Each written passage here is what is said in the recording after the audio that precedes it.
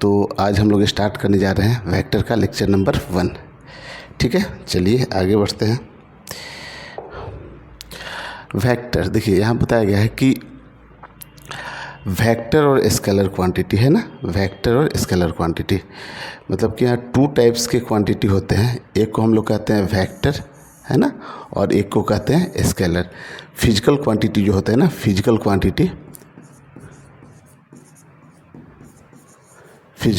जो होते हैं ना वो टू टाइप्स के होते हैं, कुछ वेक्टर होते हैं, कुछ स्केलर होते हैं। तो कौन से क्वांटिटी वेक्टर होते हैं, कौन से स्केलर होते हैं, उसके बारे में हम लोग इसमें पढ़ेंगे है ना। इसके बाद कुछ इसमें जो जनरल पॉइंट्स है ना रिगार्डिंग वेक्टर, ठीक है ना, तो इसके बारे में हम लोग डिस्कस करेंगे। अलग अलग जो पॉइंट्स होते हैं, कितने टाइप्स के वेक्टर होते हैं, इन सब चीज़ों को देखेंगे। इसके बाद बताया गया है addition and subtraction of two vector है ना। दो वेक्टर को जो जोड़ने का तरीका होता है ना, ऐड करने का जो तरीका होता है ना, वो सिंपल अलजेब्रा वाला मेथड से अलग होता है ना।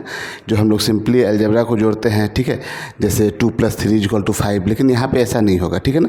यहाँ पे जो है वेक्टर में डायरेक्शन जो है ना वो मायने रखता है, ठीक है। तो यहाँ पे दो तरह का ये आपको एडिशन है और एक सब्सट्रैक्शन है ना, तो इसके बारे में हम लोग देखेंगे वेक्टर में। फिर कंपोनेंट ऑफ वेक्टर आएगा कि वेक्टर का दो कंपोनेंट होता है, एक हॉरिजॉन्टल कंपोनेंट, एक वर्टिकल कंपोनेंट, उसके बारे में यहाँ डिस्कस करेंगे। इसके बाद है प्रोडक्ट ऑफ टू वेक्टर है ना। प्रोडक्ट ऑफ टू वेक्टर, यहाँ दो तरह के वेक्टर का प्रोडक्ट किया जाता है। एक को हम लोग कहते हैं स्केलर प्रोडक्ट और एक को कहते हैं vector product. Scalar product co dot product भी कहते हैं, जैसे ऐसे लिखा हुआ है कहीं ए वेक्टर और डॉट बी वेक्टर है ना, तो यहाँ से कुछ निकल के आता है जो वैल्यू, ठीक है। तो इस तरह के जो प्रोडक्ट करते हैं ना, तो इसको हम लोग डॉट प्रोडक्ट कहते हैं या इसको हम लोग स्केलर प्रोडक्ट भी कहते हैं, ठीक है। तो एक्चुअल में कभी कभी कन्फ्यूजन होता है बच्चों को कि यहाँ पे जो स्केलर प्रोडक्ट नाम से ऐसा लगता है कि स्केलर का प्रोडक्ट हो रहा है ना, जबकि ऐसा नहीं रहता है। यहाँ पे दो वेक्टर ही होते हैं ना, उसका प्रोडक्ट करते हैं और ये जो रिजल्ट निकल कर आता है ना वो स्केलर होता है, इसलिए इसको हम लोग स्केलर प्रोडक्ट कहते हैं। वेक्टर प्रोडक्ट हो या स्केलर प्रोडक्ट हो, इन दोनों में हम लोग दो वेक्टर का ही प्रोडक्ट कहते हैं, ठीक है। ऐसा नहीं कि एक वेक्टर एक स्केलर हो या दोनों स्केलर हो, ऐसा नहीं होता है, दोनों वेक्टर ही होता है, ठीक है। तो इससे जो रिजल्ट निकल के आ रहा है स्केलर वैल्यू है ना। देखिए इसमें कोई एरो नहीं लगा हुआ है ना, तो इसको हम लोग स्केलर प्रोडक्ट या डॉट प्रोडक्ट कहते हैं। और जब ए और ऐसे करके क्रॉस ऐसे लगा हुआ रहता है ना, ठीक है ना, और इससे जो वेक्टर निकल के कुछ सी आएगा, ठीक है ना, ये भी एक वेक्टर ही होता है, इसलिए इसको हम लोग वेक्टर प्रोडक्ट या क्रॉस प्रोडक्ट कहते हैं। कि दो वेक्टर से के जो प्रोडक्ट से जो आपको निकल कर आ रहा है वैल्यू है ना, वो एक वेक्टर है, इसलिए इसको वेक्टर प्रोडक्ट या क्रॉस प्रोडक्ट कहते हैं। तो अभी तो आप लोग को ये सब मालूम नहीं होगा कि ये एरो लगाते हैं कैसे क्या है, ठीक है। तो ये सब चीज़ों को आगे देखेंगे हम लोग। तो यही इतना टॉपिक है हम लोग को जो इस वेक्टर में कवर करना है। चलिए आगे बढ़ते हैं। तो सबसे पहले बात हम लोग करते हैं स्केलर की है ना, स्केलर। तो अभी हम लोगों ने देखा कि ये जो फिजिकल क्वांटिटी है टू टाइप्स के हैं, एक को हम लोग कहते हैं वेक्टर और एक को कहते हैं स्केलर है ना। तो स्केलर और वेक्टर में डिफरेंस क्या है, किस तरह के जो फिजिकल क्वांटिटी होते हैं वेक्टर होते हैं और कैसे फिजिकल क्वांटिटी होते हैं जो स्केलर होते हैं ना। तो देखिए यहाँ बताया गया है in a physics we deals with two type of physical quantity है ना। Two types of physical quantity को हम लोग लेते हैं, ठीक है। One is scalar and other is vector है ना। एक स्केलर होगा एक वेक्टर होगा। ईच स्केलर क्वांटिटी है ना, जितने भी क्वांटिटी है स्केलर वाले हैं, जब मैग्नीट्यूड एंड यूनिट है ना, उसमें मैग्नीट्यूड और यूनिट होता है। मतलब कि जिस फिजिकल क्वांटिटी को एक्सप्रेस करने के लिए आपको मैग्नीट्यूड और यूनिट की ज़रूरत हो, वैसे क्वांटिटी को हम लोग क्या कहते हैं, स्केलर क्वांटिटी, जिसमें कोई डायरेक्शन से मतलब नहीं है। अब मैग्नीट्यूड क्या होता है, तो जैसे आप कोई सामान खरीदने के लिए मार्केट या जैसे मान लें कि आप गए वहाँ मार्केट गए और 4 kg मैंगो खरीद कर लाए है ना। तो यहाँ पे जो 4 है ना, ये 4 ये क्या बताता है, इसके मैग्नीट्यूड को बताता है कि अमाउंट कितना है ना, कितना 4 kg लिए हैं या 5 kg लिए हैं। तो ये जो 4 और 5 जैसे जो वैल्यू निकल के आएगा ना, इसको हम लोग क्या कहते हैं, मैग्नीट्यूड कहते हैं। और यूनिट क्या होता है, ये kg है ना। आप जाते हो मार्केट से कुछ सामान लेकर आते हो तो केजी में ही उसको एक्सप्रेस करते हो। तो जो भी क्वांटिटी जो मास है ना, उसको एक्सप्रेस हम लोग कैसे करते हैं, केजी से है ना। तो 4 kg, जैसे अगर कहीं लिखा हुआ है टाइम लिखा हुआ है 5 सेकेंड टाइम है ना, 5 सेकेंड। तो यहाँ पे 5 क्या हो गया, मैग्नीट्यूड हो गया, और ये जो सेकेंड है वो क्या है, यूनिट है उसकी, ठीक है ना। तो किसी भी स्केलर क्वांटिटी को रिप्रेजेंट करने के लिए हम लोग को दो चीज़ों की ज़रूरत होती है। एक को कहते हैं हम लोग मैग्नीट्यूड, है ना, एक को हम लोग मैग्नीट्यूड कहते हैं, एक को हम लोग मैग्नीट्यूड कहते हैं, और दूसरा क्या होता है, यूनिट होता है ना। तो मैग्नीट्यूड और यूनिट से ही हम लोग इसको रिप्रेजेंट करेंगे। चलिए, अब होता है क्या कि जैसे कुछ फिजिकल क्वांटिटी जो स्केलर है ना, उसके एग्जांपल आप देखिए। तो मास हो गया, है ना, इसमें कोई डायरेक्शन की ज़रूरत नहीं होती है। स्पीड है, डिस्टेंस है, और भी बहुत सारे हैं, ठीक है ना। वर्क हो गया, वर्क है, ठीक है, एनर्जी है, ठीक है, और भी बहुत सारे फिजिकल क्वांटिटी ऐसे आएंगे जो कि स्केलर होंगे, ठीक है। अच्छा, scalar quantity can be added या subtracted and multiply by simple law of algebra, है ना। इसको जो ऐड करने या सब्सट्रैक्ट करने का तरीका होता है या मल्टीप्लाई करने का तरीका होता है, जो सिंपल में हम लोग अलजेब्रा में पढ़ते हैं जिस तरीके से, वैसे ही ऐड करते हैं। जैसे 2 + 3 है ना, 2 + 3 = 5, है ना। सब्सट्रैक्ट करना है 10 - 6 = 4, 3 × 2 = 6। तो इस तरीके के जो भी आएंगे ना, ठीक है ना, तो हम लोग सिंपल वाले तरीके से करते हैं, जो सिंपल अलजेब्रा में पढ़ते हैं, तो वैसे ही होता है। जैसे आप समझिए कि आप जैसे कोई 2 kg कुछ मैंगो खरीद कर लाए, ठीक है, और प्लस आप 3 kg एप्पल लाए, है ना। तो टोटल मास कितना हो गया, 5 kg हो गया, है ना। तो इस तरीके से सिंपली हम लोग इसको ऐड कर लेते हैं। चलिए आगे देखते हैं।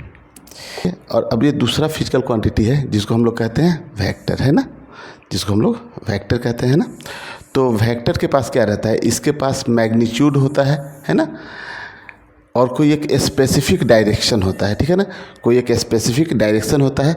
तो वैसे क्वांटिटी को हम लोग वेक्टर कहते हैं। जैसे देखिए स्पीड में क्या था ना, जैसे ये 4 मीटर/सेकेंड दिया था, है ना। तो 4 क्या है, मैग्नीट्यूड है, मीटर/सेकेंड इसकी यूनिट हो गई। तो ऐसे क्वांटिटी को हम लोग स्केलर क्वांटिटी कहते थे, जिसमें मैग्नीट्यूड और यूनिट की ज़रूरत है आपको। और वेक्टर में क्या होता है, जैसे वेलोसिटी देखिए, वेलोसिटी वेक्टर क्वांटिटी है, तो इसका मैग्नीट्यूड 4 है, मीटर/सेकेंड इसकी यूनिट हो गई। ये दो चीज़ तो स्केलर में भी था। और उसके साथ साथ बताया गया है कि ये टुवर्ड्स नॉर्थ, है ना, ये नॉर्थ डायरेक्शन, तो एक डायरेक्शन भी बताया गया है। तो वही यहाँ पे बताया गया था कि वेक्टर में क्या होता है कि स्पेसिफिक एक डायरेक्शन भी होता है। तो मैग्नीट्यूड है, ठीक है ना। अब देखिए वेक्टर के पास क्या क्या है, मैग्नीट्यूड है, ठीक है, यूनिट तो इसका होगा ही, ठीक है, और एक डायरेक्शन भी आता है ना। तो ऐसे क्वांटिटी जिसके पास मैग्नीट्यूड है, यूनिट है, डायरेक्शन है, ऐसे क्वांटिटी को हम लोग कहते हैं वेक्टर क्वांटिटी, ठीक है। रिप्रेजेंटेशन ऑफ वेक्टर, देखिए ये रिप्रेजेंट करने का भी था वेक्टर का। Geometrically the vector is represented by A line with an arrow is indicating the direction of vector. देखिए वेक्टर को हम लोग किसी लाइन से रिप्रेजेंट कर रहे हैं, ठीक है। जैसे अगर हम लोग यहाँ ले लिए हैं कि 5 न्यूटन का फोर्स है, और उसके लिए 5 सेंटीमीटर एक लेंथ ले ली, है ना, ठीक है, 5 सेंटीमीटर लेंथ ले लिए। तो 5 न्यूटन = कितना हो गया, 5 सेंटीमीटर। तो इसको डिनोट करते हैं एक लाइन से, है ना। तो अगर 5 सेंटीमीटर का अगर हम लोग लाइन ले लिए, हमने स्केल मान लिया है कि 5 सेंटीमीटर = 5 न्यूटन है ना। तो अगर ये लेंथ इसकी 5 सेंटीमीटर है तो 5 न्यूटन है, अगर इसकी लेंथ 10 सेंटीमीटर होती है तो 10 न्यूटन हो जाता है, ठीक है ना। और ये जो एरो लगा हुआ है यहाँ पे, ठीक है ना, एक वेक्टर देखिए यहाँ ऐसे वेक्टर डिनोट किया गया है। यही इसका हेड है जहाँ एरो लगा हुआ है, ये टेल हो गया इसका। तो ये इसका डायरेक्शन बताता है, तो एरो इसके डायरेक्शन को बताता है, और लेंथ जो है ना इसकी, वो इसके मैग्नीट्यूड को बताता है, ठीक है। Mathematically vector is represented by a, ठीक है, उसको हम लोग इस तरीके से रिप्रेजेंट करते हैं वेक्टर को, अभी हम लोग देखा था, ठीक है। Some time it represented by bold letter of, देखिए तो या तो आप इसको सीधे किसी वेक्टर को आप इस तरीके से डिनोट कर दीजिए, ए पर ऐसे बार लगा दीजिए, ऐसे सॉरी एरो लगा दीजिए, तो आप इसको क्या बोलेंगे, ये वेक्टर क्वांटिटी है। या फिर दूसरा तरीका क्या है इसको रिप्रेजेंट करने का, कि जो ए है ना, इसको आप थोड़ा बोल्ड लेटर में लिख दीजिए, है ना। ये अगर सिंपल सब लेटर से अगर बोल्ड, जैसे यहाँ पे कई सारे लेटर लिखे हुए हैं, जैसे ए है, बी है, सी है, ठीक है। तो जहाँ एरो लगा हुआ है ऐसे, है ना, वो एक वेक्टर क्वांटिटी है। या फिर सब सिंपल लेटर में है, ये बोल्ड लेटर में है, तो ये क्वांटिटी जो है ना, ये भी वेक्टर हो गई, ये वेक्टर है, ये दोनों स्केलर है, ठीक है ना। तो वेक्टर को हम लोग दो तरीके से समझते हैं कि या तो उसके ऊपर एक एरो लगा हो, या फिर वो बोल्ड लेटर में लिखा हुआ हो, ठीक है। आगे ये एंगल बिटवीन टू वेक्टर्स है ना, दो वेक्टर के बीच एंगल देखना है। तो देखिए, एक तो हम लोगों ने देखा अभी कि वेक्टर को रिप्रेजेंट कैसे करते हैं, एरो लगाकर, है ना। जैसे ये मान लो कि 5 न्यूटन का फोर्स है और 5 सेंटीमीटर है, ठीक है। तो एक वेक्टर ये हो गया ए वेक्टर, ठीक है। एक और कोई वेक्टर हम लोग ले लेते हैं जो वी वेक्टर है ना, वो मान लेते हैं कुछ बी वेक्टर कुछ ऐसे है। ये मान लेते हैं कि 6 न्यूटन का है ना, ठीक है। ये 5 न्यूटन का था, ये 5 न्यूटन का था, ये 6 न्यूटन का है।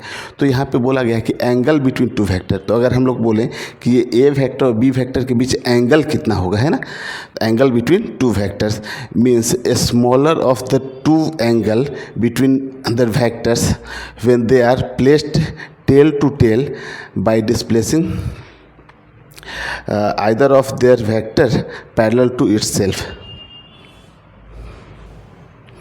ठीक है। दो वेक्टर के बीच जो एंगल होता है ना, वो 0 से बड़ा होता है और 180 से छोटा होता है, ठीक है ना। मतलब कि दो वेक्टर के बीच का एंगल 180 से ज़्यादा नहीं हो सकता है। तो देखिए, जैसे यहाँ दिया गया है कि दो वेक्टर है ए और बी, ठीक है। आपको आगे दिखाते हैं, ठीक है। जैसे हम लोग देखिए, अगर एक वेक्टर यहाँ दिया हुआ ए है ऐसे, है ना, एक वेक्टर ए है और एक वेक्टर बी कहीं यहाँ दिया हुआ है ना, बी दिया हुआ है। अब इन दोनों के बीच का एंगल आपको निकालना है ना, तो क्या करना होगा ना कि इस वेक्टर को या किसी एक वेक्टर को, दोनों वेक्टर का टेल मिला हुआ होना चाहिए। तो हम लोग क्या करते हैं कि जैसे ये वेक्टर दिया है ना, इस वेक्टर को यहाँ से हम लोग ऐसे पैरेलली लाते हैं यहाँ पे और यहाँ शिफ्ट कर देते हैं। अब देखिए, यहाँ पैरेलली आप शिफ्ट कर दिए इस वेक्टर को यहाँ पे ऐसे, है ना, ठीक है ना।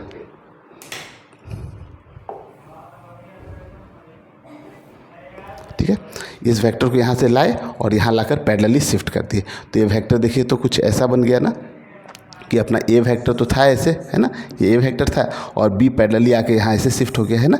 तो इन दोनों के बीच का ये जो एंगल है ना थीटा, यही कहते हैं हम लोग दो वेक्टर के बीच का एंगल, है ना। जैसे और आप एक एग्जाम्पल देखिए,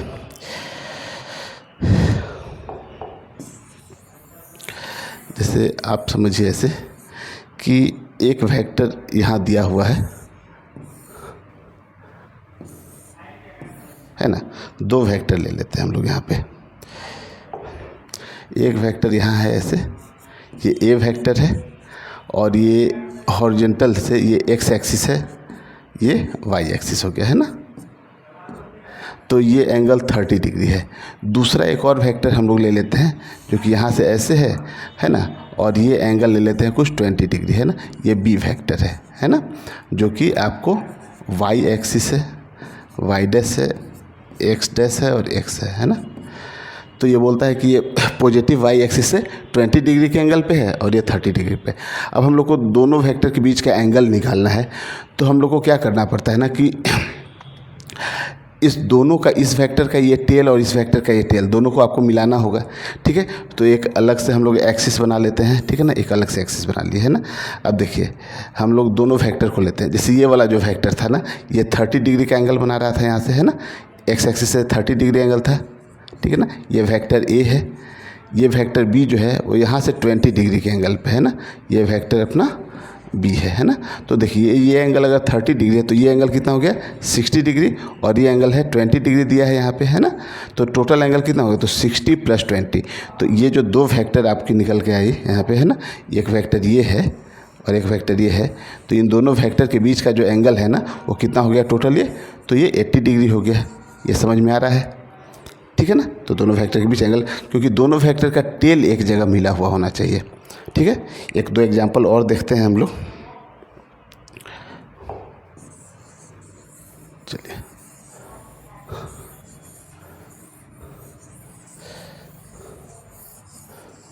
देखिए,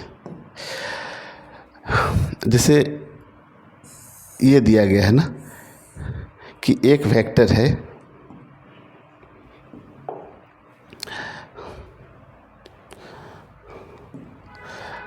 यहाँ ऐसे दिया गया है ना, इस तरीके से, और दूसरा वेक्टर का यहाँ एरो इधर है, इस डायरेक्शन में है। ये समझ में आ रहा है ना। और ये एंगल दिया हुआ है 30 डिग्री और ये एंगल दे दिया है 50 डिग्री, है ना। अब पूछा गया कि दोनों वेक्टर के बीच का एंगल बताइए, ठीक है। तो देखिए, अब क्या हो रहा है यहाँ पे दिक्कत कि इस वेक्टर का तो टेल ओरिजिन पे है, लेकिन इस वेक्टर का हेड है। और अभी हम लोगों ने क्या कहा कि दोनों वेक्टर का टेल मिला होना चाहिए। तो इस वेक्टर का टेल जो है, जब यहाँ पे आएगा तब इन दोनों के बीच का एंगल निकलेगा। तो हम लोग क्या करते हैं ना, इस वेक्टर को हम लोग इसी लाइन के अलॉन्ग आगे शिफ्ट कर देते हैं, इसी लाइन के अलॉन्ग। तो देखिए इस लाइन के अलॉन्ग हम इसको, इस वेक्टर को आगे शिफ्ट करके दिखा रहा हूँ। देखिए ये वेक्टर जो है ना, ये वेक्टर ये आगे शिफ्ट हो गया। जैसे समझिए कि ये वेक्टर अपना ए है और ये वेक्टर बी है, ठीक है ना। तो यही वेक्टर को आप इसी लाइन के अलॉन्ग आगे शिफ्ट कर दिए तो वेक्टर चेंज नहीं करेगा। तो अगर ये वेक्टर बी है तो ये भी वेक्टर बी ही होगा, है ना। तो अब इन दोनों के बीच का एंगल आप देखिए, तो ये एंगल अगर 50 डिग्री है तो यहाँ से ये एंगल भी कितना हो जाएगा, 50 डिग्री। तो ये एंगल कितना रह गया, 40 इधर से ये रह गया और इधर से 60 डिग्री ये रह गया। तो दोनों बीच का एंगल कितना हो गया, तो एंगल जो निकल के आ गया 40 + 60, है ना। तो थीटा इक्वल टू कितना हो जाएगा, 100 डिग्री। समझ में आ रहा है ना, ठीक है। तो हम लोगों को क्या करना रहता है कि दोनों वेक्टर का टेल मिलाना होता है। तो इस वेक्टर का हेड यहाँ था, इस वेक्टर को आगे शिफ्ट कर दिए, ठीक है। अब इसका ये जो टेल है, ये यहाँ चला आया, है ना। तो ये वेक्टर का हेड यहाँ चला आया, है ना। तो हम लोग को दोनों का टेल यहाँ पे मिलाना होता है, दोनों का टेल मिल गया। अब इस दोनों लाइन के बीच का एंगल देखिए, तो 60 डिग्री ये है और 40 डिग्री ये है, टोटल आ गया 100 डिग्री, ठीक है। तो इस तरीके से हम लोग कुछ और क्वेश्चन का प्रैक्टिस करेंगे आगे आने वाले क्लासेस में। चलिए, अब होता है एक निगेटिव वेक्टर, ठीक है। तो निगेटिव वेक्टर क्या होता है, तो देखिए ये अगर वेक्टर आपका, ये वेक्टर अगर ये वेक्टर को आप बोल रहे हो ए वेक्टर है, प्लस का ए वेक्टर है ना। तो इस डायरेक्शन को आपने क्या लिया है, पॉजिटिव ले लिया है। तो इसका मतलब इसके बिल्कुल जो अपोजिट डायरेक्शन में जो वेक्टर होगा ना, ये वेक्टर, इसको हम लोग क्या बोलेंगे, माइनस का ए वेक्टर, है ना। तो ये निगेटिव वेक्टर होता है ना। तो it implies vector of same magnitude but opposite in direction. Magnitude same होना चाहिए, है ना। जैसे अगर ये मान लेते हैं कि 5 सेंटीमीटर है तो इसका भी लेंथ कितना होना चाहिए, 5 सेंटीमीटर होना चाहिए, लेकिन डायरेक्शन अपोजिट हो गया। तो ऐसे वेक्टर को हम लोग निगेटिव वेक्टर कहते हैं। जैसे देखिए कोई ऑब्जेक्ट है, कोई ब्लॉक है ना, इस पर अगर हम लोग इधर की ओर 5 न्यूटन का फोर्स लगा रहे हैं, ठीक है। अगर ये पॉजिटिव वेक्टर आपको, इसको आप पॉजिटिव ले रहे हैं, ठीक है ना, तो बिल्कुल इसके अपोजिट में अगर कोई एक और 5 न्यूटन का फोर्स लगा रहे हैं ना, तो ये इसी का निगेटिव वेक्टर हो जाएगा, ठीक है।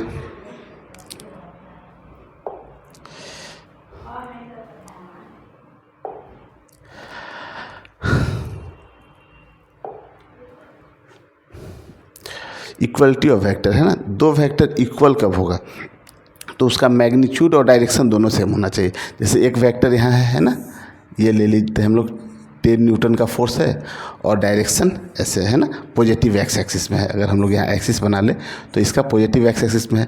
दूसरा वेक्टर भी, चलिए इस वेक्टर को ए बोल देते हैं कि ये वेक्टर ए है ना। दूसरा एक और वेक्टर है, ये भी सेम पॉजिटिव एक्स एक्सिस में ही है, ठीक है। और ये भी वेक्टर जो है ना, ये 10 न्यूटन का ही है ना, ये भी 10 न्यूटन ही है और सेम डायरेक्शन में है। तो हम लोग यहाँ कह सकते हैं कि जो वेक्टर ए है वो वेक्टर बी के इक्वल है ना।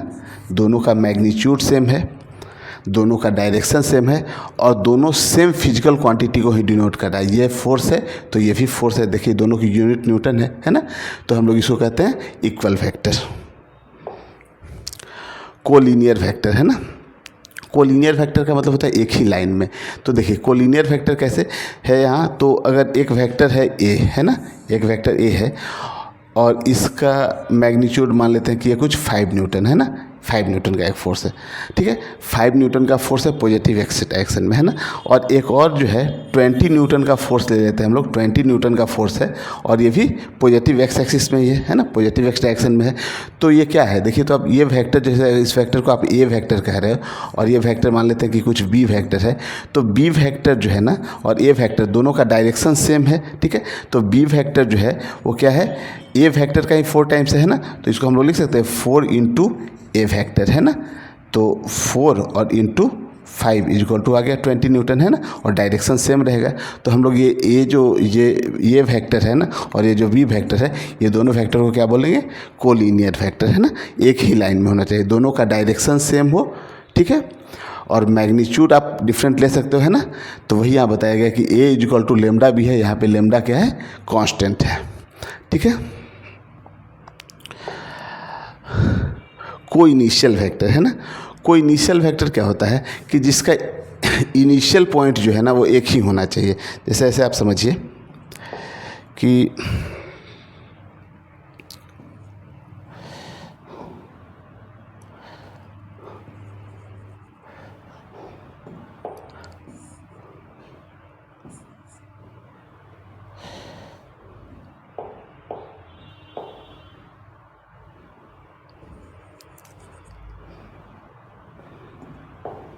देखिए कई सारे वेक्टर हैं यहाँ पे। एक वेक्टर है ऐसे, है ना, एक ये वेक्टर हो गया, एक वेक्टर ये है, एक वेक्टर ये है, ये एक वेक्टर ये है ना। मान लेते हैं कि ये जो वेक्टर है ये वेक्टर ए है, ये वेक्टर बी है, ये वेक्टर सी है, ये वेक्टर डी है ना। तो इन चारों वेक्टर का देखिए तो इनिशियल पोजीशन जो और जहाँ से वो वेक्टर निकल रहा है वो सब पोजीशन क्या है, एक ही है। तो ऐसे वेक्टर को हम लोग कहते हैं क्या, को इनिशियल वेक्टर, है ना, कि जिसका ओरिजिन जो है ना एक ही है ना, जहाँ एक ही जगह से ये ओरिजिनेट हो रहा है ना। तो इन सारे वेक्टर को कहेंगे हम लोग को इनिशियल वेक्टर, है ना। इसके बाद है कोप्लेनर वेक्टर। कोप्लेनर वेक्टर कहने का मतलब होता है कि एक ही प्लेन में कई सारे वेक्टर हैं। जैसे देखिए, जैसे यहाँ दो वेक्टर है, यहाँ देखिए ये फिर ये बताया गया है कि two free vectors are always coplanar. दो वेक्टर मिलके हम इसे कोप्लेनर बनाएंगे। देखिए कैसे, जैसे ये दो वेक्टर है ना, तो ये वेक्टर है ऐसे, दो वेक्टर रखा हुआ है, एक ए है एक बी है, तो इसका प्लेन ये हो गया। अगर इस ए को ऐसे ही रहने देते हैं, बी को ऐसे कर लेते हैं हम लोग, है ना, तो ये भी एक प्लेन है। तो दो वेक्टर जो है ना वो ऑलवेज एक प्लेन में ही होते हैं, ठीक है। कैसे भी आप ले लीजिए तो एक ही प्लेन में रहते हैं, ठीक है। दो लाइन मिलकर एक प्लेन बनाएगा यहाँ पे। तो दो वेक्टर तो ऑलवेज क्या होता है, कोप्लेनर होता है। लेकिन दो से अगर अधिक वेक्टर हैं, 3 वेक्टर है, 4 वेक्टर है, तो देखिए जैसे ये 2 वेक्टर हो गए और एक ये वेक्टर है, तीसरा वेक्टर, है ना।